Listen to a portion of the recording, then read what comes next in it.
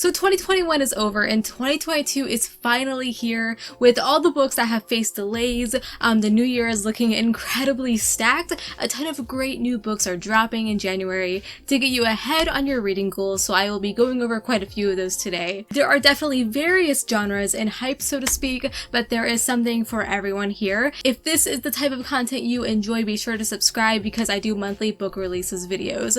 I will be continuing that trend in 2022, so be there or be square. Now, before we get into this very large list, I want to say a thank you to Skillshare for supporting the channel and sponsoring today's video. Skillshare is an online learning community with thousands of different classes for creative and curious people, where you can explore new skills, maybe get a new hobby for the new year, even deepen some existing passions and unlock some of that creativity. If there is something that you're interested in, I can almost guarantee that Skillshare will have it, ranging from photography, videography, editing, writing, the list goes on and on and on. Classes in particular that I enjoy are a lot of the productivity classes, and there's one class that I keep going back to again and again from Marquise Brownlee called YouTube Success, Script, Shoot, and Edit. Marquise Brownlee is a very successful YouTuber, and his advice here is so good that I'm not able to take it in all at once. One of the advice that I've taken from him is the advice of 2-point lighting. Whether or not I'm successful, I'm not sure,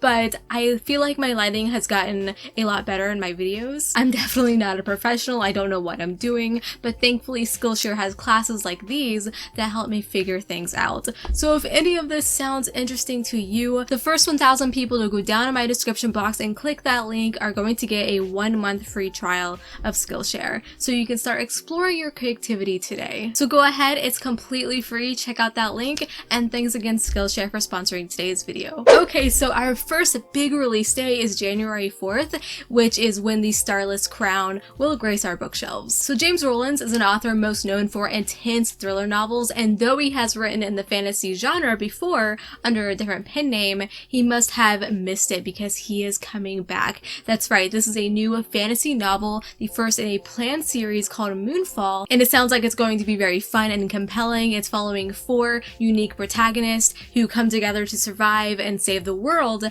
and though that is a very classic trope, I assume this author will fill that plot with lots of twists. In fact, it involves the idea of the key protagonist predicting the apocalypse and then getting hunted for it. And I am sure that will result in a really cool story. Bad Gods. So Bad Gods is actually a reprint of Babylon Steel, which came out in 2013, but Rebellion Publishing gave it a brand new makeover that I think makes it much more approachable. It's an adult fantasy sci-fi mix, and I say that because I've read this one, and though it includes monsters, some magic, it also has portals you can travel between, which gives that like sci-fi flair. It follows a character named Babylon, and she's the owner of a brothel, but she's having some money problems. So when she's offered a job to find a missing girl, she doesn't hesitate to take it.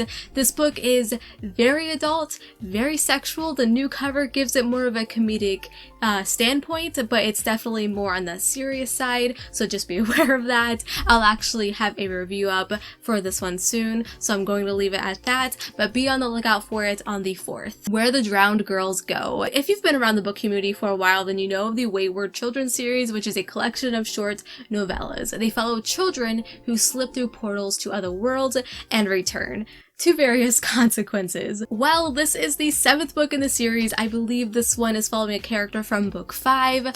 I'm sure fans are very hyped to continue the story, to see where the heck it's going to go and how everything is going to tie in together. I believe it is a planned 10-book collection, so there's still 3 more on the way. The Ivory Key. So this is a new YA epic fantasy debut. It's the first in an Indian-inspired duology, and it features a group of estranged royal siblings coming together to hunt for treasure in an effort to find a new source of magic for their kingdom. It sounds like it's going to be an epic adventure in a very immersive world full of mysteries. I'm very excited to discover it. I'm sure each sibling is going to have their own personal goal and intentions. Sometimes you just want a new, rich fantasy to read. I think the Ivory Key is going to give us exactly that. This is definitely a book for lovers of fantasy, historical fiction, and adventure. Moving along to January 11th, we have Battle of the Linguist Mages. So this book takes the ideas of VR gaming, MMOs, RPGs to the extreme.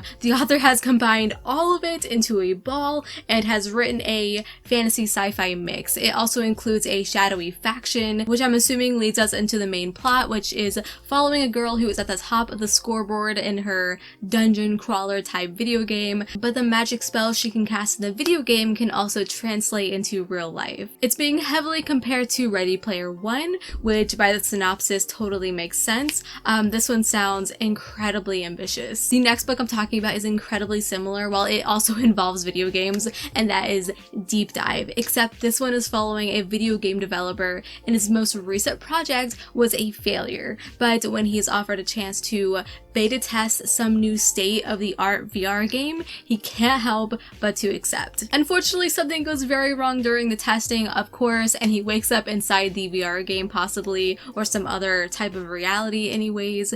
This one is right around the corner, and it's one of those books that isn't getting a ton of buzz, but hopefully builds up some anticipation as we get closer to its release date. If you are looking for a thriller similar to Dark Matter by Blake Crouch, which is what a lot of reviewers are comparing it to, then be sure to add it to your TBR. Daughter of the Moon Goddess. So this book is probably one of the most hyped books of January, maybe even 2022. Everyone is talking about it. I myself am actually currently reading it, or I have finished it by the time this video goes up. That's probably the case. I actually don't know if it's adult or YA. One source says YA, another source says adult, but it's published by Harper Voyager, which makes me lean toward adult. So if you guys can tell me in the comments, that would be great. So as the title suggests, we are following our main character, who's the daughter of the Moon Goddess, and she finds herself separated from her mother and the moon by fate and malice. So begins an epic quest and an action-filled adventure to save her mother. It is filled with demons, dragons, monsters, as well as beautiful immortals, which are basically gods. If you follow me on Twitter or even Instagram, then you know that I compared the beauty of this book similar to the video game The Ghost of Tsushima. The detail of the landscape and scenery is so similar, and it made it even more enjoyable, so definitely put this one on your TBR, especially if you're looking for more Chinese mythology and some fairy tale vibes. Northwind. I'll be honest, I wanted to include this book on my list just because of the cover. It's so pleasing to look at, but as I delved more into its synopsis, it sounds really good too. At its heart, it's a survival story set in Norway, and it supposedly has hints of Nordic mythology as well. It's also the only middle grade book on this list. Sometimes it feels good to diversify a genre. It reminds me a lot of The Wolf and the Whale, which is one of my all-time favorite books, so if it's anything like that, that book was obviously adult, but I'll probably enjoy this if it does have that aesthetic to it. It follows a young boy who is alone on the northern seas, just trying to survive out in the wilderness. I'm sure the physical copy of this one is going to look tremendous on the bookshelf. The Amber Crown. So this is the first book in a new adult fantasy series being published by Daw, and it sounds really cool. It's following 3 societal outcasts who must work together to fulfill the orders of a dead king's ghost, or risk their nation falling to a tyrant.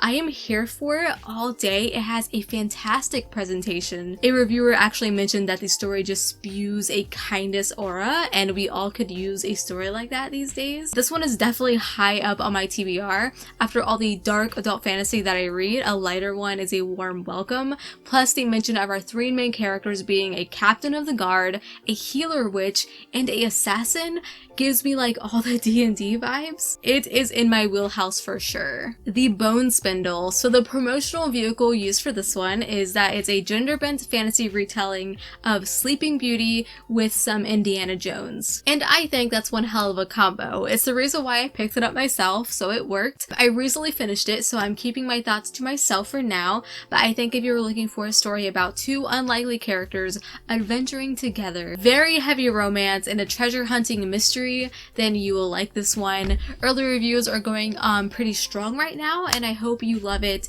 If you give it a chance, it'll be dropping for you on January 11th. 11th. Moving on to January 18th, we have Engines of Empire. So Orbit Books is publishing this one and I'm very excited about it. It's the first book in a new adult military fantasy series called The Age of Uprising. This one sounds like it's going to be moving from one character's journey to the next. I think they are really going to be tailored to the story of political intrigue and action. I think if you are familiar with Joe Abercrombie, this might be up your alley because that's kind of the vibes it gives me. It features a really powerful empire surrounded by equally powerful enemies, and we follow a set of siblings, so hopefully this matches up to its hype.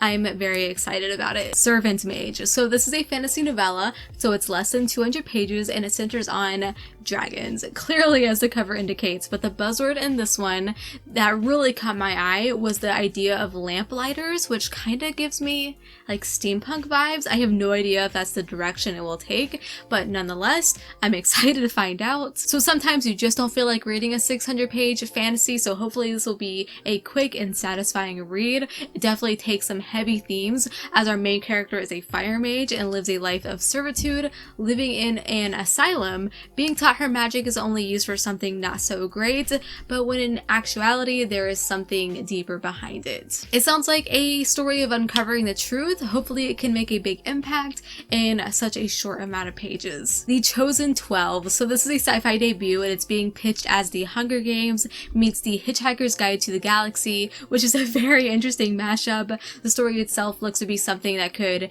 reinvigorate a lot of people's love for sci-fi. A lot of people want something different and this has the chance to deliver that. The synopsis is kind of crazy. It's about 22 children who are the last chance for humankind and they are all stranded on a space station, and the machines around them, who are called digitals, are slowly degrading and going mad. It definitely sounds like an original plot. There is so much potential. The author is offering us something different and I'm super into it. And moving on to January 25th, I have Goliath. It sounds really cool. It's an adult sci-fi and the story is told in a unique way with newspaper articles and diary entries. It weaves together stories of a ruined Earth in the 2050s, and anyone who is privileged enough can escape the dying planet and head to the colonies in space. And Goliath focuses on the poor people of color who are left behind, so it definitely sounds like an impactful story with a very bleak setting. So if you are looking for some new post-apocalyptic literature,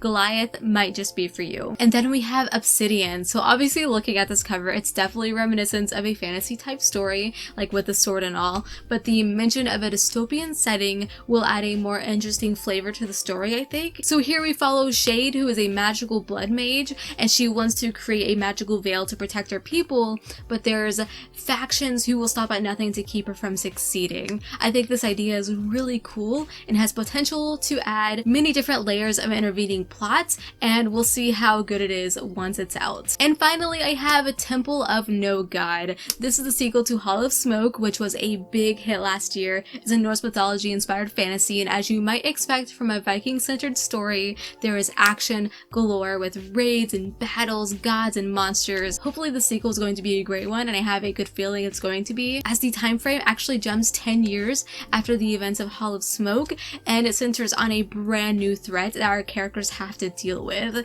Temple of No God drops late January on the 25th, so mark those calendars and make room on that January TBR of yours. And that is going to do it for my list. Though January isn't as packed as like February is going to be, there are still quite a few books coming out the first month of 2022. Far too many to include on this list, so be sure to let me know and everyone else know in the comments what are you most excited for in January. Also, don't forget to check out Skillshare. The first 1,000 people to click the link in my description box will get a 1-month free trial. Thank you so much for watching. Subscribe if you want to see more because I'll definitely have a review up for a few of these, and until we meet again, happy reading.